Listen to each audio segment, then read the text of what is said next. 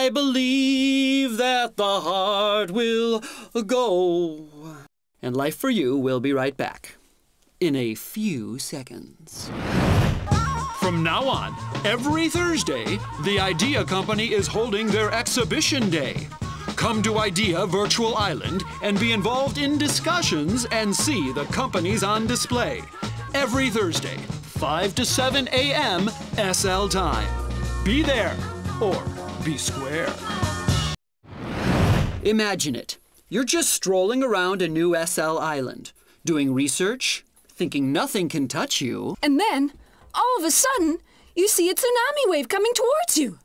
And there's no way to escape. This is exactly what happened to our staff reporter, Jan Henry Flanagan, on a recent trip to the National Oceanic and Atmospheric Administration, a division of the U.S. Department of Commerce. And, okay, we admit it.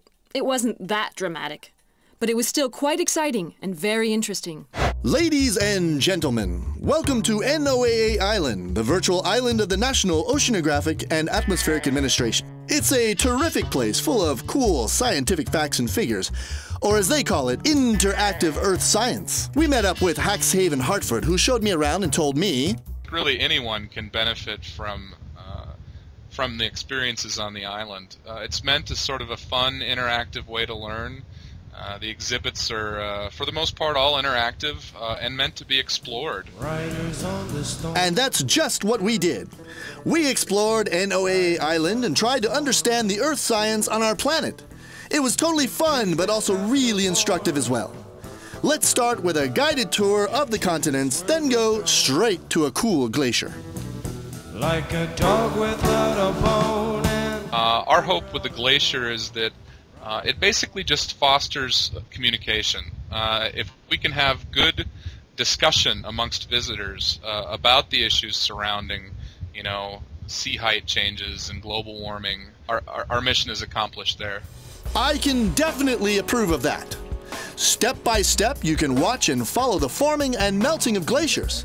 And the whole time, you can think about how to improve your ecological awareness. I found one really cool, interesting thing, a tsunami exhibit. Wow, you can be sure that I took a closer look at this one. It needs a little bit of preparation though, so in the meantime, I took a comfortable seat and asked Haxhaven what this animation is all about and what it's good for. Learn a little bit about the system of buoys that NOAA, as well as many other organizations, use to detect tsunamis before they hit shore.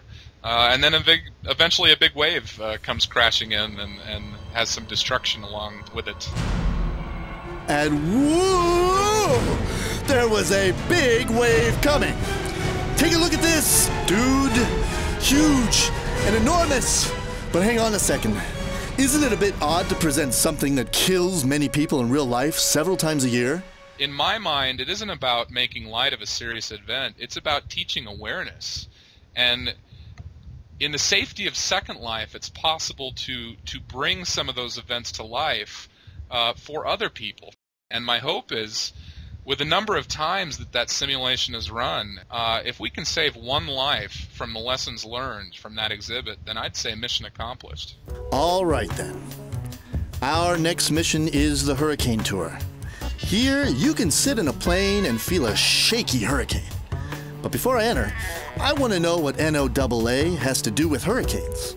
NOAA has quite an interesting responsibility when it comes to studying these things. There's a group in NOAA called NOAA Corps, which actually flies through hurricanes as part of the studying of these beasts to better understand and to better be able to forecast hurricanes. Almost relaxed, I take a seat and keep reminding myself that fortunately, air sickness isn't animated yet in SL. So, I have a closer look at the plane instead.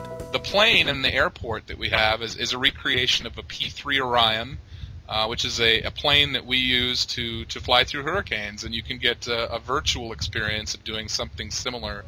And up we go. Doesn't feel too bad. We're pretty far away, and it's actually really funny and interesting. And who wouldn't prefer an animated hurricane to a real one? Come up against rain and hard winds, and yep, there's the dangerous eye of the hurricane. But I'm cool with it, and ultimately I'm glad to have gone on this awesome trip. Man, you definitely should come. NOAA is ready to teach all of us about earth science. Provide visitors and people interested in what we do sort of a new way of interacting with our data, a much more immersive storytelling way. I couldn't have put it better myself. Back to you, Kieran, Chris. Nice to have you back in good condition, Jan Henry, after all those catastrophes. It's still the third tallest church in the world and took more than 600 years to complete. Millions of visitors have been stunned by its sheer size and the richness of its architecture. So much for the Cologne Cathedral in real life. In Second Life, it's just as fascinating, as our reporter Rube Rabiani found out. He was one of the first people to explore this holy building. It's Rube Rabiani reporting from the grand opening of the Cologne Cathedral in Second Life. It was rebuilt 1-to-1 on its own sim. The grand opening took place last Monday with a huge ceremony and a massive number of onlookers. Annie Milestone, a CEO of the company who managed the project, made an opening speech and gave a guided tour to inform residents about the tremendous amount of work needed to complete such a huge project. She answered everyone's questions, and there were a lot of them from all the interested SL residents. When the tour was over, I had the chance to meet Annie myself up here, where she told me more about the different construction phases involved in the building of the cathedral. Here we are, standing in front of the cathedral as it looks now. The first building phase started in April this year. So it took us nearly 4 months for the cathedral to look as it does here. 3 planners and 5 builders were in charge of implementing the ideas we had. Right now we're in a kind of intermediary stage.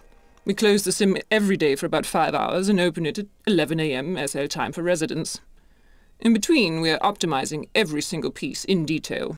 I asked Annie about the upcoming work on the sim and about any future projects she's working on. Our next big project is to make the cathedral interactive. Of course, that will take us a massive amount of time again. We're in talks right now about adding more buildings that would stand next to the real-life cathedral, but we're focusing the majority of our attention on the cathedral itself. All of this made me curious about what the real-life cathedral and the real-life city of Cologne think about this. Actually, we've been in touch with the real-life construction management of the real-life cathedral since October last year, and they were completely delighted when they heard our idea. The government of the city of Cologne was also totally keen on seeing what we put out here on our sim. There was one last thing I had to ask Annie. It was about a colored window that I recognized inside the cathedral. Annie, of course, knew all about it. The large coloured window you see here is called the Richter window. It comes from the famous architect Gerhard Richter, who was an icon in the field of modern art and architecture. Actually, this Richter window was opened in the real-life cathedral only last Saturday, so we thought it would be great to transform this beautiful piece into our virtual cathedral as well, especially since our goal is to build the SL Cathedral exactly as it is in reality.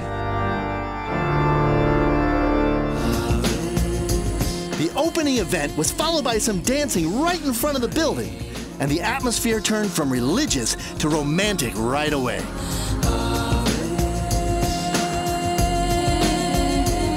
This has been Rube Rabiani. Back to our host in the studio. Hey Chris, I've got the definite feeling that we're getting more and more real as well. What do you think?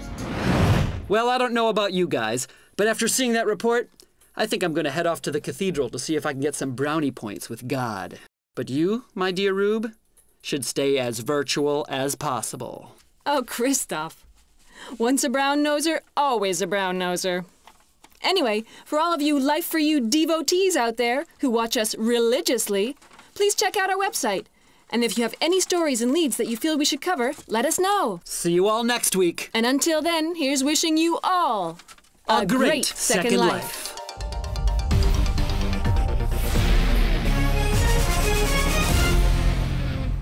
For information, comments, and suggestions, visit our website, www.lifeforyou.tv.